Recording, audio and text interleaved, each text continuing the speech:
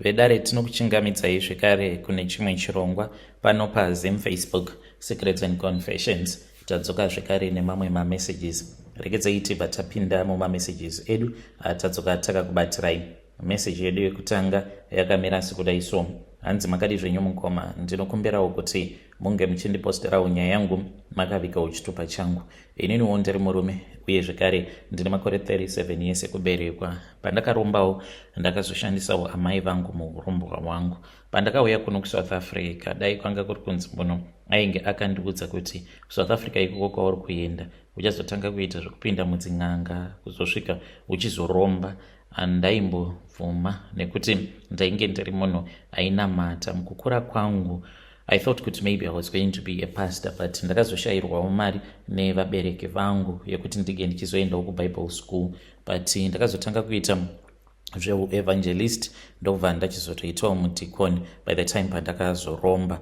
Pandakauya kuno kuSouth Africa zvinhu zvakaoma mukoma because ndiri munzira, sezvo ndainge ndisina passport, ndakabva ndachizosangana nematsotsi. I think kuti vanhu avo vatainge tiinavo ndo vaitocommunicata nematsotsi because takayambuka zvakanaka nepabhodha, ende Mwari vainge vatorakidza ukuru hwavo because hatina kana kumbogara takabvunzwa mapassport. Tainge tiri mumotikari umo matainge tiri mairi yatainge takwira muBeitbridge ndokubva tabhadhara mari paya tichingonoyambuka bhodha ndokubva tatopinda zvekare mune imwe motikari tikatotanga kutofara kuti asi Mwari variko, tafamba zvakanaka. Takati tadarika location rekutanga reMessina tava kutoda kuenda kutaxi rank kuti tinge tichienda kumakombi. Ipapo tainge takatoudzana kuti zvainge zvisingaite kuti tinge tichiti Joburg straight, taida kuzodarika nekusaidi rekumpumalanga. Saka ipapo taida kunokwira makombi anoenda kuGiyani, then from Giyani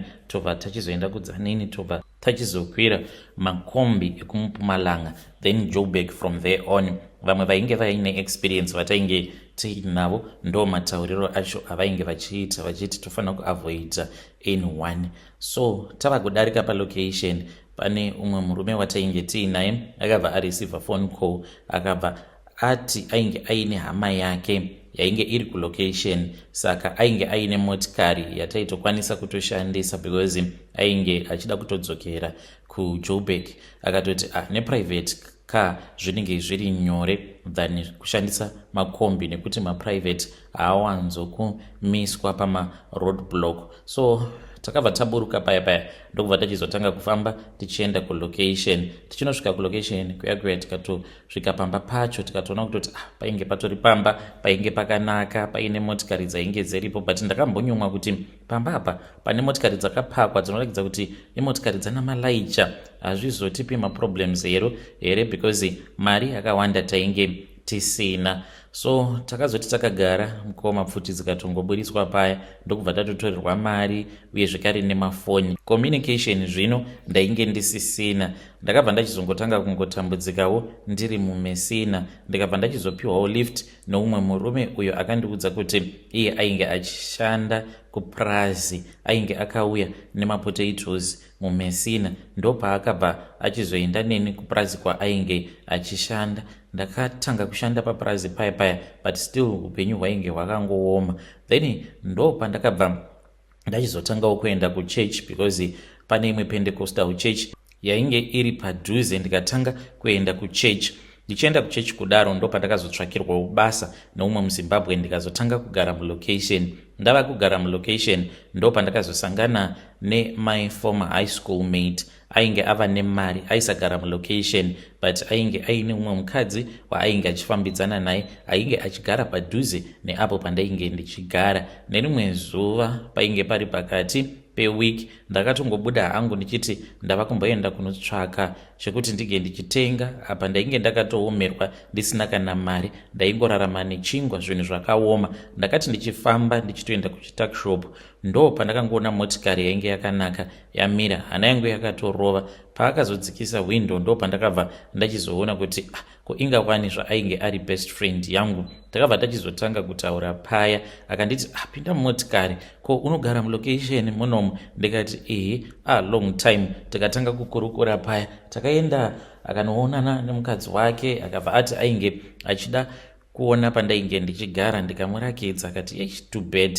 Ndokubva tachizoenda kumba kwake. Takati tichinosvika pamba pake ndakanyatsokuona kuti kune vanhu vari kurarama upenyu hwakanaka muSouth Africa, vamwe tichitambura. Ndakamubvunza kuti business raainge achiita rainge riri business rei, akanditi ndingori nechiscrap yard uye zvekare anoita zvetowing. Ndokubva andiudza kuti kana ndichida basa ndaikwanisa kuenda kunoshanda kuscrap yard kwake. Ndikabva ndabvuma same time ndikati shamwari, nyangwe rent handitorina kana mari yekubhadhara rent, zvandinongokwanisa kuita ndezvekuti ndinototiza. Kana kuri kunzi unokwanisa kundipa pekugara ndototiza huri usiku, because ndatova ne2 months ndisingakwanisi kubhadhara rent. So akabva achizoenda neni kuscrap yard, ndokutotanga kutoshanda ndichigarako kuscrap yard kwake. Nekufamba kwenguva ainge ava kuti kana achida kuslota mbudzi achiti ndikuda kuita braai, aiuya obva achizonditora kuscrap yard,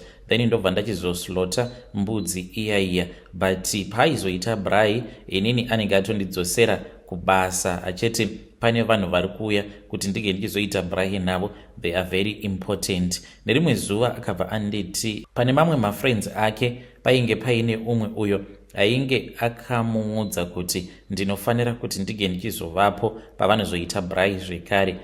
Ndikati iri bo, maybe ndokutotanga kwemaconnection, ndichatopiwa maconnection zvimwe kuda ndikazototangawo kabusiness kangu. So akanditengera hembe dzekuti ndige ndichipfeka, but mapfekero acho ainge achida kuti ndige ndichiita handina kumanzwisisa mukoma, because aida kuti ndige ndichipfeka kuita sekunge mumuslim. Ndakamuudza kuti I was against that idea sezvo inini ndainge ndiri muChristian. Ndikati I don't think kuti it is okay kuti ndinge ndichirasa chitendero changu nekuda kwekuti ndinge ndichida mabusiness connections. Akabva anditi mabusiness partners ake vamwe vacho vaiwanzokuita mabraai navo vainge vari maNigerians but vari maMuslims zvekare, nevamwe vekumalawi, vose vekumalawi vainge vari maMuslim. Akati kana uchida kubudirira, ziva kuti kana wava kuita maconnection nemamuslim unofanira kutoti unge uchitoitawo sekunge uri mumuslim, nekuti vanongofarira kuita business pachavo. Iwewe kana uri mukristu zvinozoti netsei? Akati look at me, I am a Christian man. Ipapo ndainge ndisati ndaziva kuti akaromba, ndokusaka ainge achingoita yose. Akati even though I am a Christian man, but kana zvichitoda kutoti ndinge ndichiva mumuslim panguva yacho iyoyo ndinotoita zvinoita so that ndinge ndichikwanisa kuwanawo mabusiness connection nemadeals. Ndikabva ndati iri bo. Akanditengera hembe uye zvekare akabva andidzidzisa zvakawanda pamusoro pechitendero chemamuslim. So akazonditora ndokubva tachizoenda kumba kwake. Tichingonosvika pamba pake mukoma, ndakaona painge paine motikari dzainge dzakawanda dzakanaka, asi dzose dzainge dziri black, different models but same color. Ndakanyatsokuona kuti apa paungana vanhu vane mari, mamillionaires, even mabillionaires. We then went to the back of the house kwainge kuine ka braai area, ende ndakatosvika ndikatoona kutoti vanhu vainge vachitonwa doro vachifara, vainge vaine vakadzi vainge vakanaka vavainge vainavo. Umwe noumwe ainge aine vakadzi vake vatatu. They had hired vamwe vasikana vemuno muSouth Africa vainge vakanaka kwazvo. Inewo ndakasvika ndikagara pasi, akabva achizouya pandainge ndigere, akabva anditi feel comfortable. Akabva achizobuditsa foni yake ndokubva andirakidza vakadzi I think vaisvika kuma20. Akanditi foni yangu toda kuti unge uchizosarudza pavakadzi vose ava varipo pamapictures kuti uri kuda vapi. Sarudza vakadzi vako 4 vauri kuda, 4 kana kuti 3. So ndakazosara paya ndiine foni yake. Zvechokwadi ndakazvisarudzira vakadzi vangu vandainge ndichida kuti ndige ndichizova navo usiku hwacho ikoko. Ndokubva ndachizomutumidzira paWhatsApp pachat rake, ndakangozviita reforward, ndokubva ndachizomupa foni yake. Hazvina kana kumbotora nguva, ndakabva ndaudzwa kuti vainge vauya uye zvekare vainge vari mumba, vari mune imwe bedroom. Akachizonditora akaenda neni, ndokubva ndachizotanga kutaura nevanhu vangu vaya, vakandiudza kuti ivo vainge vatobhadharwa nechekare. Chavo chete chainge chiri chekungondifadza. Mumwe wacho kwava kutoloka dhoo ndokubva vatouya paya. Ndainge ndisina kana kumbogara ndakazviita ndisina kana kumbogara ndakafungidzirawo kuti ndingaita zvinhu zvakadaro. Ipapo zviya zvekuti ndiri muvhangeri ende ndinonamata, ndinoparidza vanhu ende vanhu vakawanda vakatendeuka kuburikidza neni. Ndainge ndatozvikanganwa ndakatarisa runako rwevakadzi vandainge ndiinavo. Takatanga kunwa, pandakatanga kudhakwa manje ndo pandainge ndava kutozviudza kuti chero chauya handisisina kana basa nazvo. Takarara, tapedza kurara ndokubva tachizobuda panze tikaenda painge paine vamwe uye zvekare nefriend yangu vainge vatodhakwawo. Then when it was somewhere kuma 2 am ndakamuka ndakashama ndisina kana chandainge ndakapfeka uye zvekare ndainge ndakaradzikwa pamusoro perimwe zitable. Ndakavhunduka ndikabva ndati kuchii chiri kuitika. Akabva anditi ainge achida kuti ndige ndichiita mari. Ndikati ko ndo maitirwo acho emari here? Akabva anditi hongu ndo maitirwo acho emari awa. Saka iwewe unofanira kuti unge uchiziva kuti kana uri murume pane nguva yekuti unongozoita yese yese. Mukoma I did not even expect kuti ndo zvavainge vachazoita. Vakabva vachizotanga kuita NOG pamberi pangu vachirarana. Vakadzi vose vaya vainge varara, vamwe ndo vainge vakangorara pafloor, vamwe vaviri vainge vakaradzikwa pane imwe table, but vaita sekunge vainge vanwiswa madrugs amene kuti mushonga here, but vose vainge vakarara. Varume chete ndo vakatanga kurarana. Then pane umwe uyo akazouya akabva achizondinwisa mushonga. Ndakati ndanwiswa mushonga kudaro ndo pandakatanga kuvaona varume ava vachishanduka mabodies avo, vachitanga kuita sevanhukadzi, kutomera mazamu, macaves, mahips sevanhukadzi, kana zviso zvavo zvikabva zvashanduka. Pandakati ndakavatarisa including my friend, ndakabva ndanzwa zvichiti apa unofanira kutoti unge uchimborara nevakadzi vose vakanaka kudai. Ndakamuka paya ndokubva ndachizotanga kuvabata one by one. Ndakavaunganidza panzvimbo imwe chete ndikatanga kurara navo, asi vainge vachindirarawo vakadzi ava nekuti zvombo ndo zvisina kuchinja. Vainge vava vanhukadzi but vachiri nezvombo zvavo izvozvo sevanhurume. Mangwana acho makuseni ndakamuka ndisingakwanisi kana kufamba, uko kusimtu kwainge kuchita kupisa. Ndaiti kana ndichida kuenda kunorasa kunyangwe mvura ndaita kuridza mhere, ende tsvina yainge isingakwanisi kana kubuda, ndichinzwa kuti panapa ndiri kurwadziwa zvisingaiti. Then later on I think it was somewhere kuma 10 am ndipo paakazonditi ndaifanira kuti ndige ndichigeza. Ndakamuka ndikageza mukoma, asi ndainge ndichingonzwa kurwadziwa still. Pavarume vaya vamwe vatainge tiinavo the previous night kwakazongoya vaviri neimwe n'anga but yemuno muSouth Africa. Vainge vaine mbudzi yavainge vainayo. Ndikabva ndanzi mbudzi iyoyo ndaifanira kuti ndige ndichiislota, but maslotero andainge ndichifanira kuti ndige ndichizoiita ndaifanira kuislota zviya zveutsinye ndisingainzweretsitsi. Ndikabva ndati seizve mukoma painge paine workbench. Munoriziva workbench? Paiva nerimwe zibhenji resimbi rainge riine vice grip. Ndakabva ndanzi ndaifanira kuti mbudzi iya yandinge ndichiisa pavice grip. Takaisimudza mbudzi iya, ndikabva ndachizoibata musoro wayo nevice grip. Ndakabva ndachizopiwa demo, ndikabva ndanzi ndaifanira kuti ndinge ndichiiuraya. Ndakati ndasimudza demo riya ndichida kuti ndinge ndichiitema nechepahuro ikasike yafa. Ndikabva ndanzi kwete, ndaisafanira kuti ndige ndichiita saizvozvo. Ndakatanga kuigura muswe kumakumbo uku kuzonosvika ndazoitema nechepamusana, asi handina kuitema zviya zvekuti inge ichifa, zvekuti inge ichingorwadziwa. Zvino iyo kuti inge ichitiza yainge isingakwanisi because tainge takaibata nevice grip takairadzika patable. Mbudzi iyoyo yakafa kurwadza. Ndikabva ndaudzwa kuti mafiro ainge aita mbudzi iya ndo mafiro ainge achazoita amai vangu. Ndikati ko amai vangu vava kupinda papizve, nekuti tainge tisina kutaurirana zvekuti amai vangu vainge vachifanira kuti vange vachizofa. Akabva anditi hakuna sacrifice yemahara, ende sacrifice kuti inge ichinzi isacrifice inotofanira kuti inge ichikurwadza. Akanditi kombudzi iyi yawauraya pane chawaluza here pairi, warwadziwa here? Ndikati kwete, handina kurwadziwa. Akabva anditi saka haisi sacrifice ingaverengwa kutoti pandakaromba ndakatoita sacrifice ndikarwadziwa ndikauraya mbudzi. Kwete, haungarwadziwisve nekuuraya mbudzi. Unofanira kuti unge uchirwadziwa, uye zvekare unofanira kuti unge uchizoti nerimwe zuva kana ukataura nyaya yako unge uchinzwa mwoyo wako uchirwadza kuti asi gore riya randakaita mari, sacrifice yangu vainge vari amai vangu.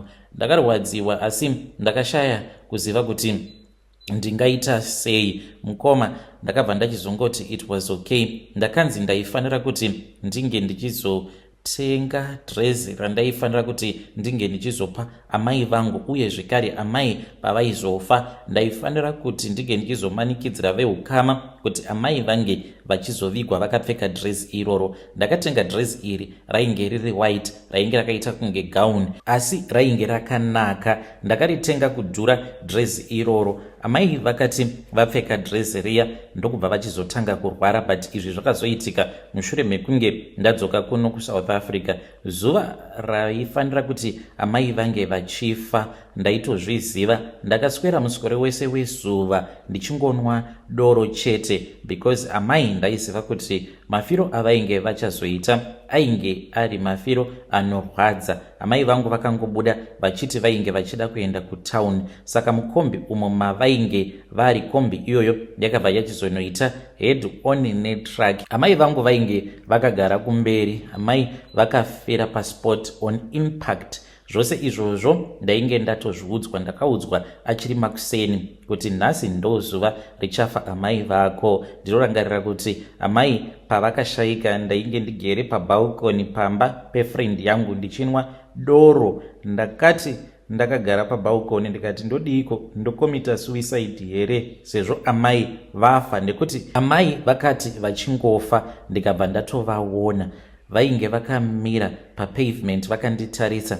Inini ndainge ndiri kuupstairs, ndokubva ndaburuka ndikabva ndazonoudza friend yangu kuti ndainge ndaona chipoko chaamai vangu. Akabva achizondipa umwe mushonga uyo waakadira muglazi rainge riine doro randainge ndichinwa. Akabva anditi zvatoita, it is okay, unobvumidzwa hako kuchema, kunyange uri murume unobvumidzwa kuchema. Ndakaenda ndikanozvivharira mune imwe room. Amai vangu ndainge ndichitovanzwa kuvafila kuti vainge vakamira panze vachichema vachida kutaura neni, asi vainge vasingakwanise kuti vange vachitaura neni because vainge vava kublokewa zvino nemushonga uyo wandainge ndapiwa kuti ndinge ndichizanganisa nedoro randainge ndichinwa. Saka amai vangu vakafa rufu runorwadza.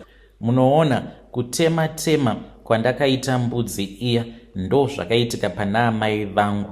Amai takazovaviga vakaita mapisi, vainge vakaita mapisi. Ndakanzi ndinge ndichienda kumusha, ndainge ndisina kana simba, asi friend yangu yakandiperekedza because iye sezvo aine mushonga wechivuno paanenge ari, zvaanenge achida kuti zvinge zvichiitwa ndo zvinozoitwa. Saka ipapo ndiye akatondibatsira kuti hama dzangu, hama dzaamai vose vange vachizobvuma kuti amai vange vachizovigwa vakapfeka dress riya randainge ndakabva mukuvatengera. Takatoenda naro dress riya. Mutumbi wavo wainge uri kumoshwari kuPare, so takabva tachizoenda kuya, but isusu nanasekuru hatina kuzopinda mumoshwari, asi vana amai nini, vana sekuru ndo vakazopindamo mumoshwari kwava kuzochipfekedza.